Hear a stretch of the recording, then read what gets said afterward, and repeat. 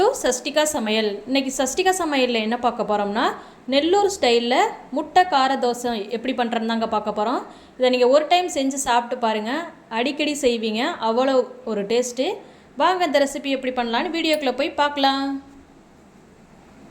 இப்போ முட்டை கார தோசை பண்ணுறதுக்கு மிக்ஸி சாரில் 5 வரமிளகா, 10 சின்ன வெங்காயம், 5 பல் பூண்டு, 2 பழுத்த தக்காளி, கொஞ்சமாக புளி, கொஞ்சமாக சீரகம், தேவைக்கேற்ப உப்பு ஆட் பண்ணி நல்லா பேஸ்ட்டாக அரைச்சிக்கலாம்.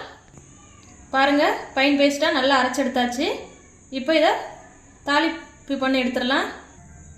இப்போ கடாயை சூடு பண்ணிவிட்டு கொஞ்சமாக ஆயில் விட்டுக்கலாம். இப்போது அரைச்சி எடுத்து வச்சுருக்கிற பேஸ்ட்டை ஆட் பண்ணி நல்லா பச்சை வாசனை போகிற அளவுக்கு நல்லா கிளறி விட்டுக்கலாம்.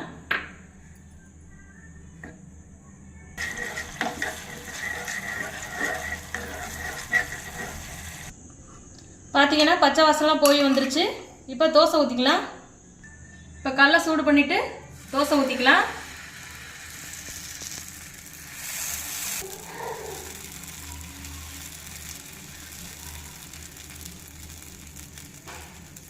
இப்போ இது கூட நம்ம அரைச்சி எடுத்து வச்சிருக்கிற நெல்லூர் கார சட்னியை எங்கும் தடவி விட்டுக்கலாம்.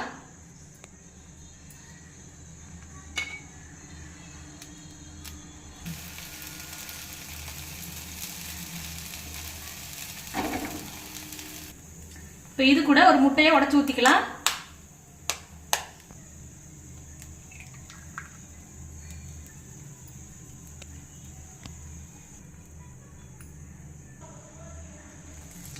இப்போ முட்டையை எல்லா சைடும் வர அளவுக்கு நல்லா பரப்பி விட்டுக்கலாம். முட்டை கார தோசை அவ்வளோ டேஸ்டாக இருக்குது ஃப்ரெண்ட்ஸ். இப்போ இது கூட நம்ம கொஞ்சமாக ஆயில் விட்டுக்கலாம். பாருங்க ஃப்ரெண்ட்ஸ், நல்லா வெந்து வந்துருச்சு. நமக்கு தேவையான சூப்பரான நெல்லூர் முட்டை கார தோசை ரெடி ஆயிடுச்சு ஃப்ரெண்ட்ஸ். எவ்வளோ அருமையாக சூப்பராக வந்திருக்குன்னு பாருங்க. நீங்களும் இந்த ரெசிபியை மறக்காம ட்ரை பண்ணி பாருங்க. ட்ரை பண்ணி பார்த்துட்டு டேஸ்ட் எப்படி வந்துச்சுன்னு கமெண்ட்ல சொல்லுங்க ஃப்ரெண்ட்ஸ்.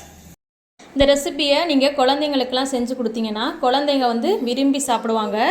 முட்டை பிடிக்காத குழந்தைங்கள்லாம் இந்த மாதிரி செஞ்சு கொடுத்தீங்கன்னா நல்லா விரும்பி சாப்பிடுவாங்க ஃப்ரெண்ட்ஸ். கண்டிப்பாக அந்த ரெசிபியை மறக்காமல் ட்ரை பண்ணி பாருங்கள். ட்ரை பண்ணி பார்த்துட்டு டேஸ்ட்டு எப்படி வந்துச்சுன்னு மறக்காமல் கமெண்ட்டில் சொல்லுங்கள் ஃப்ரெண்ட்ஸ். தேங்க்யூ.